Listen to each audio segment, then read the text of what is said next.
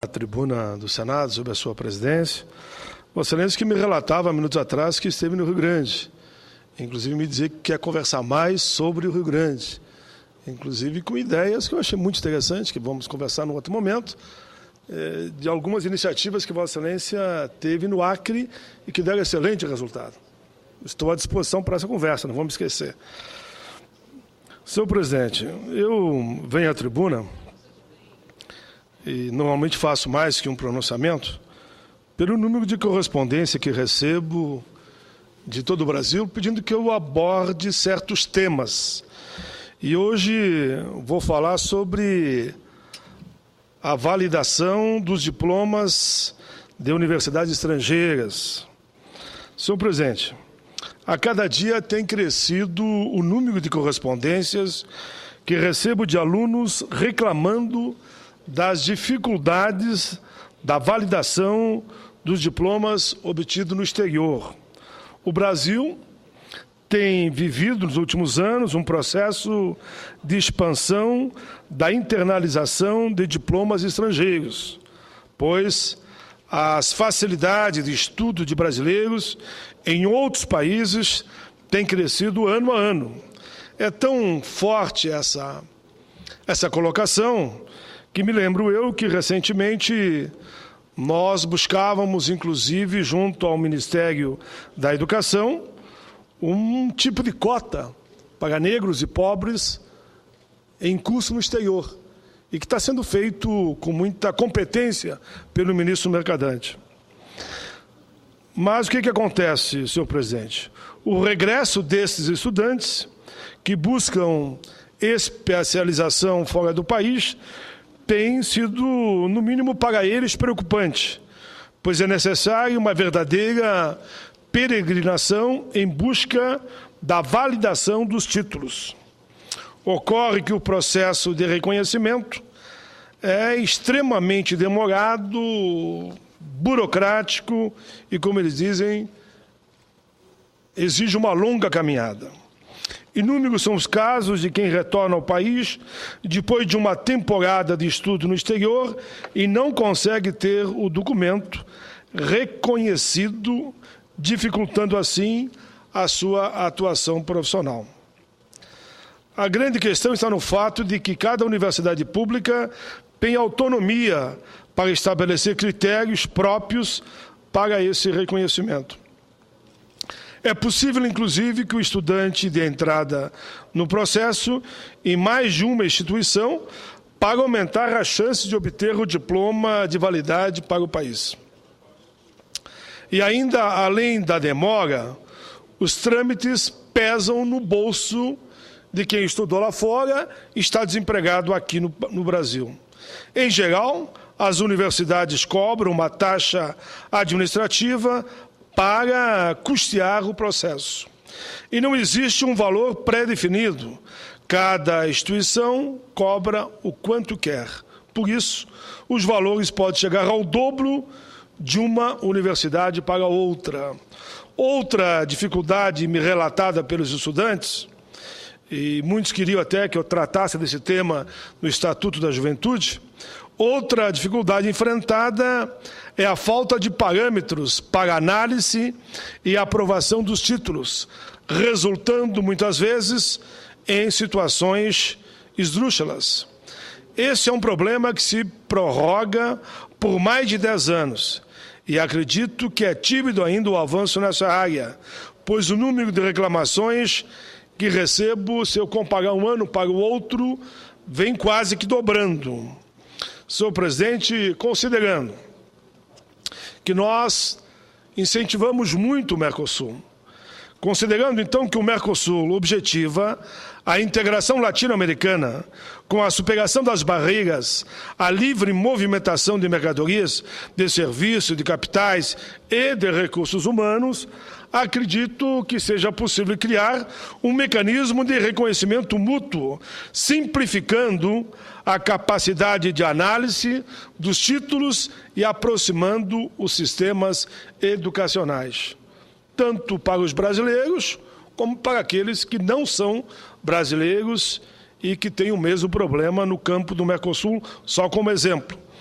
tomei conhecimento de que o Conselho Nacional de Educação possui uma comissão especialmente criada para estudar o assunto, chamada Comissão de Revalidação.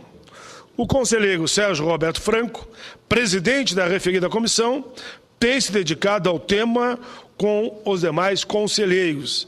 É sinal que há, por parte do Ministério, de fato, preocupação quanto a essa questão que eu trago à tribuna. A ideia é tornar o processo brasileiro menos moroso. Acredito que é preciso intensificar as tratativas com os outros países membros do bloco do Mercosul, especialmente em relação às especializações, o que, ao meu ver, vem acontecendo, repito, em uma velocidade aquém do desejável, ou seja, lenta, devido às barreiras ainda existentes.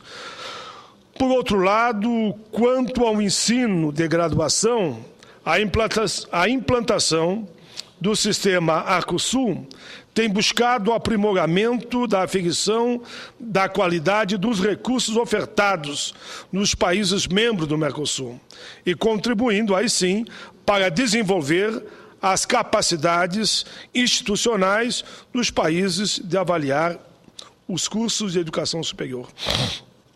Senhor presidente, o Arcosul é um sistema de certificação de qualidade acadêmica que se baseia no perfil do graduado e nos critérios regionais de qualidade. É um avanço, com certeza, na integração com resultados positivos. Lembro ainda que tramitam no Congresso Nacional inúmeros projetos a respeito do tema.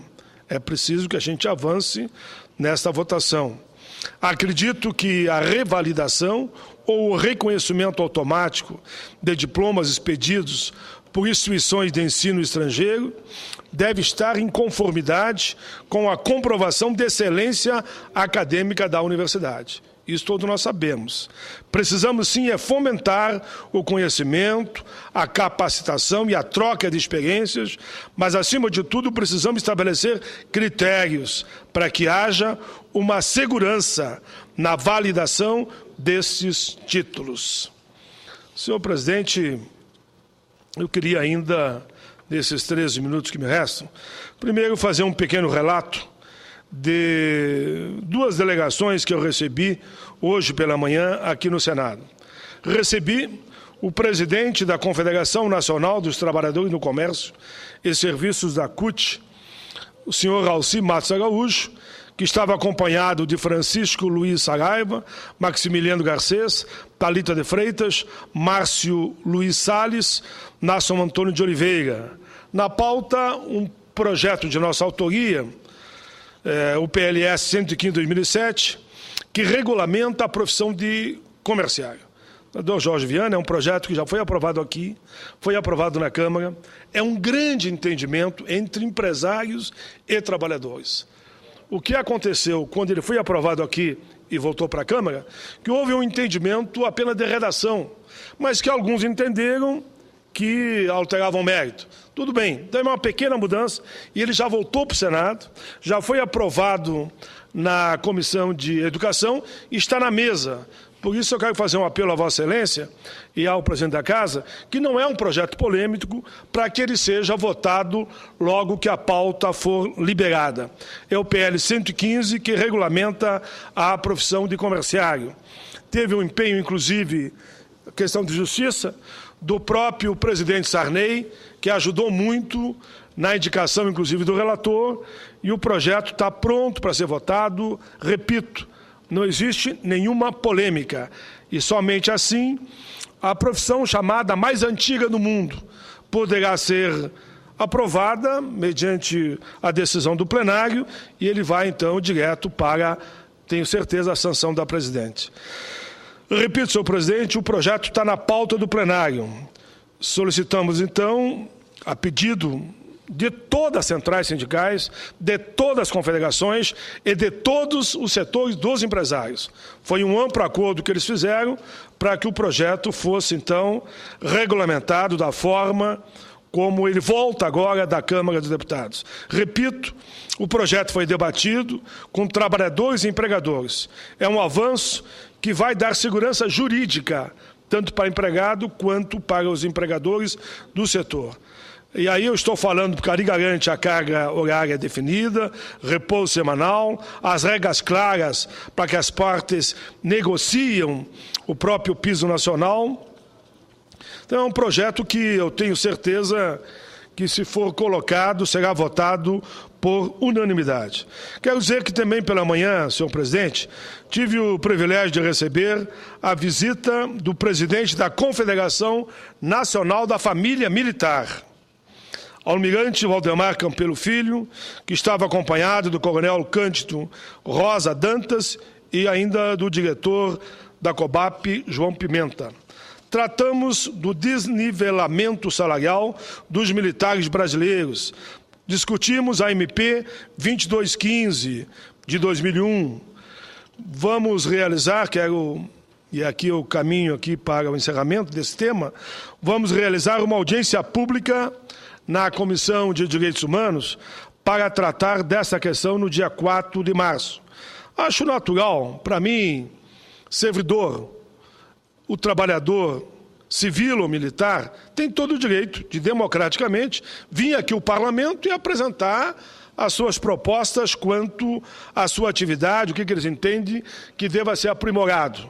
Foi um debate no mais alto nível e vamos, então, dar oportunidade, no dia 4 de março, que eles exponham na comissão as suas principais reivindicações em matéria de ajuste tanto do plano de carreira, como também das condições para que desenvolvam as suas atividades. Quando me procuraram, me perguntaram se eu não ficava constrangido. Digo, eu não fico constrangido coisa nenhuma. Para mim, eu recebo muito bem todos os servidores, seja civil ou militar, seja da área, como a gente fala, da área pública e da área privada, e ouço a todos. E aquilo que eu entender que é justo, eu me encaminharei, claro, naturalmente, para a área competente. Então, o dia 4 eu recebo essa delegação e vamos ouvir as principais reivindicações. Aqui é principalmente da área dos aposentados e pensionistas do serviço que atuam na chamada área militar. Mas, senhor presidente, aproveitando meus 8 minutos, eu ainda quero fazer um rápido pronunciamento sobre o processo de adoção de crianças no Brasil. Eu vou resumir dizendo que, pois bem, não custa nada aqui nós recordarmos que o processo de adoção no Brasil envolve regras rígidas e leva, em média, conforme alguns especialistas, que eu tive a oportunidade de dialogar nas comissões, 1 ano para ser concluído, agravando a situação de centenas de crianças que aguardam uma família nos abrigos brasileiros. Outra distorção igualmente apontada pelo grupo De Volta para Casa é aquela que determina a adoção de irmãos somente pela mesma família. E por que eu achei que procede? Às vezes uma criança que tem 1 ano perde a oportunidade de ser adotada porque tem um grupo de irmãos que pode ser 10, 8, 5, 4, 3. E como é que alguém, pela lei, vai poder adotar 8 crianças? Claro que não vai. Aí, às vezes, então, devido à lei, nenhum deles é adotado porque não se sente em condição de adotar os 8. Aí os 8 ficam lá, como se fosse, desculpa a expressão, como se fosse num depósito lá, nunca vão deixar de ser irmão. Por isso que eu acho que a lei merece, de fato, muito carinho, muita atenção, e os especialistas que temos conversado têm apontado que há caminho, sim, de resolver essa questão, de forma que eles possam ficar na mesma cidade. Podemos dar o exemplo de pais separados, que acontece muitas vezes, que o filho ou com a filha fica com a mãe e fica com o pai. Então, nós poderíamos mudar a lei para assegurar que essas crianças tem o direito da adoção sem que uma única família tenha que adotar todos. Senhor presidente, é claro que esta restrição acaba por prejudicar principalmente os mais novos. Sem dúvida nenhuma, eu entendo que podemos perfeitamente pensar em situação de irmãos que moram em lugares, cidades, até países diferentes, sem que isso implique necessariamente da desidratação do amor ou do carinho um pelo outro. Ao mesmo tempo, o grupo de apoio à adoção Aconchego de Brasília, por exemplo, observa que a simples...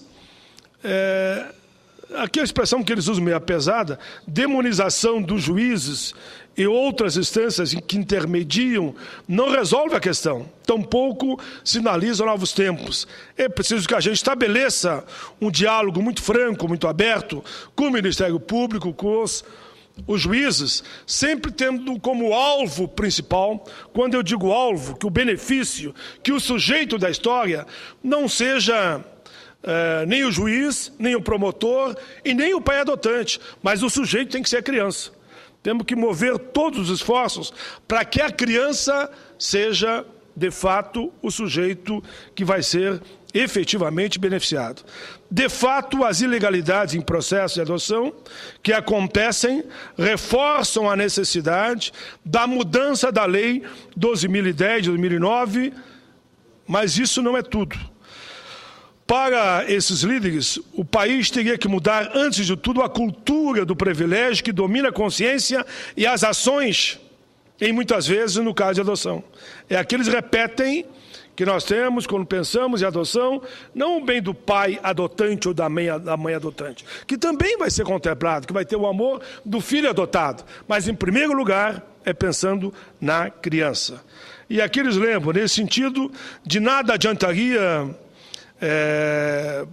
alardear o escândalo da Bahia, se nada fizermos sobre a cultura, dizendo, eu quero um filho assim ou assado, eu quero um filho, mas não posso pegar, eu quero um filho negro, eu quero um filho branco, eu quero um filho, mas não tenho nenhum tipo de deficiência. Temos que olhar para a criança, e estão enfatizando muito aqui no documento que me mandaram.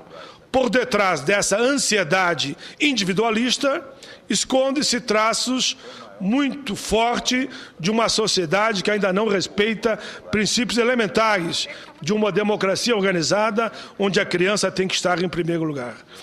Esperar na fila, seu lugar de atendimento, não pode ser jamais confundido como um comportamento subalterno social.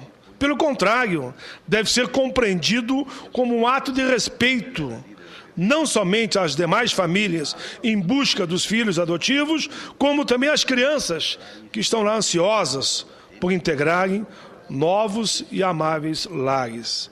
Mais do que mostrar que atropelar a fila consiste em um ato ilícito, convém convencer a sociedade brasileira de que a adoção se define como instrumento de subtração de filhos da pobreza, mas sim como meio de buscar familiar para aqueles que não a têm.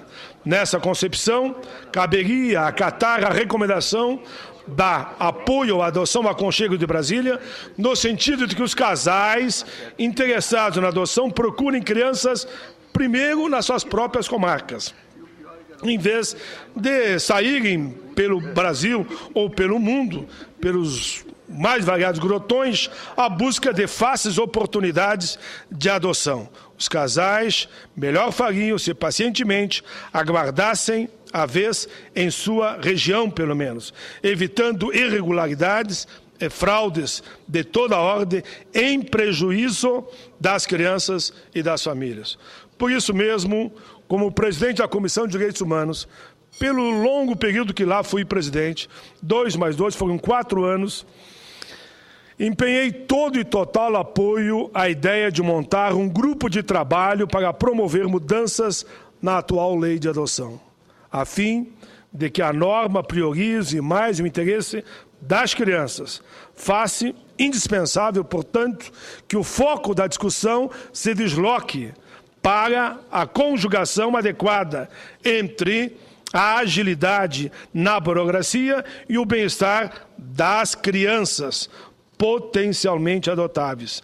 Antes de qualquer coisa, senhor presidente, vale recordar que a lei não é um fim em si mesmo, mas deve ser um instrumento de justiça. Afinal de contas, o interesse principal, repito, deve ser o da criança, não dos pais, biológico ou não, mas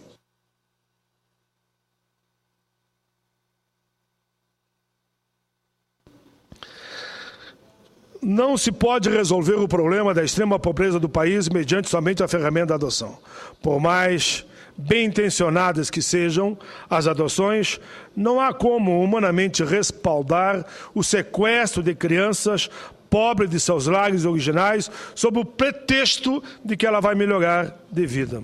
Em resumo, adotar é um ato belíssimo, é um ato louvável, é um ato de amor, mas não pode haver irregularidade, nem violação dos direitos humanos, seja por parte dos adotados, seja por parte dos adotantes.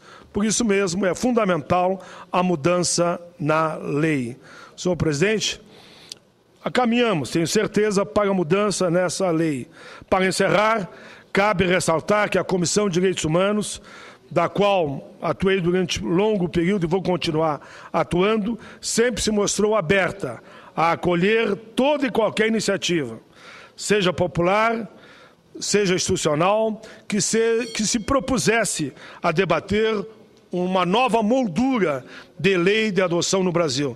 Desde já, devemos estimular a participação de toda a sociedade brasileira nesse debate. A quem muito interessa o aperfeiçoamento das regras e de quem depende o melhor destino das crianças abandonadas. Termino, senhor presidente, repetindo, é preciso que os pais adotantes, que é o caso aqui, tenham sempre em mente, nós precisamos ter o olhar para a criança, depois para nós. Se nós nos convencermos dessa mudança de cultura, que você adotar uma criança é, em primeiro lugar, melhorar a vida de milhões de brasileirinhos, você, com certeza, também será beneficiado pela energia do universo. Era isso. Obrigado, senhor presidente.